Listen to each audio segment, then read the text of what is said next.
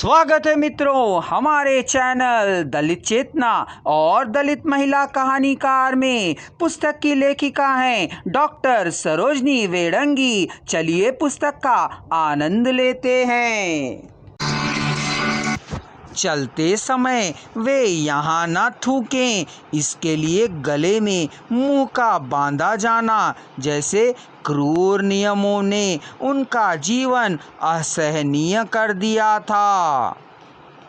ज्ञानार्जन पर प्रतिबंध ने उन्हें अज्ञान, अशिक्षा, अंधकार में डाल दिया था। इन्हीं परिस्थितियों से मुक्ति हेतु अंबेडकर संघर्षरत हुए। बाबा साहेब का आग्रह था कि दलित समाज के प्रत्येक क्षेत्र में अपने कर्तव्य की मुद्रा अंकित करें। उनका प्रबोधन विशुद्ध मानवतावाद हेतु था। वे किसी वर्ग या जाति के विरुद्ध में नहीं बोल रहे थे जो मनुष्य और मनुष्य के भेद करती है।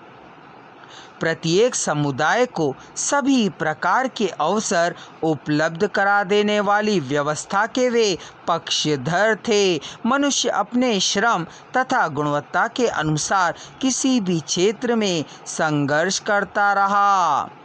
जब यह पीढ़ी साहित्य संस्कृति के क्षेत्र में प्रवेश कर गई, तब उन्हें तीव्रता से या तो अनुभव हुआ कि इस पारंपरिक साहित्य में बहुसंख्यकों के जीवन अनुभव का औरों तक पहुंचाने की उत्कंठ इच्छा इनमें पैदा हुई और इसी के परिणाम स्वरूप दलित साहित्य का विस्फोट सबसे पहले मराठी भाषा में हुआ। इसी प्रकार धर्म, वर्ण, जाति व्यवस्था, अन्याय, क्रूर अत्याचारों, शोषण, उपेक्षा, छुआछूत, ऊंच नीच व व्यवस्थागत आतंक से अपने के निपटने के अधिकार के रूप में दलित साहित्य सामने आया। हालांकि हिंदू धर्म की इन बुराइयों से निजात ना मिलता देख अंबेडकर ने यह कहते हुए कि मैं हिंदी के रूप में पैदा हुआ हूँ, जो मेरी मजबूरी पूरी थी, मैं हिंदू के रूप में मरूंगा नहीं।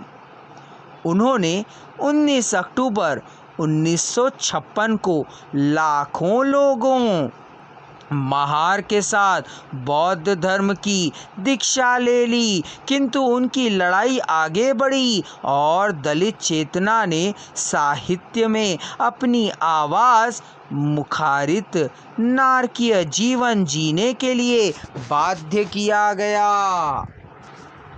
मानवीय अधिकारों से वंचित वर्ण व्यवस्था में सबसे नीचे पायदान पर खड़ा अस्पृश्य, अंत्यज, पंचम कहे जाने वाले व्यक्ति की चेतना यानी दलित चेतना, यही दलित चेतना दलित साहित्य की अंतः ऊर्जा में नदी के तेज बहाव की तरह समाविष्ट है, जो उसे पारंपरिक साहित्य से अलग करती है।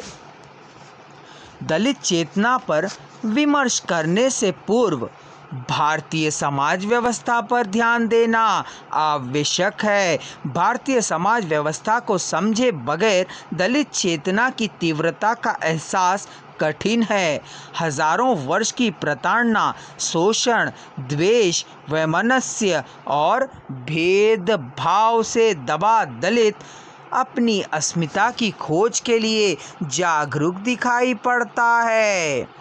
आगे दलित चेतना के मंतव्य को साफ करते हुए वे कहते हैं, वैचारिक रूप से दलित चेतना बंधुता और स्वतंत्रता की पक्षधर है। अनिश्वरवाद, अनात्मवाद, पुनर्जन्म, ब्राह्मणवादी समाज व्यवस्था का विरोध, हिंदू देवी देवताओं के प्रति अनास्था। अगर आप संपूर्ण वॉइस को एक ही साथ सुनना चाहते हैं तो डिस्क्रिप्शन बॉक्स में दिए जा रहे लिंक को क्लिक कर लीजिए।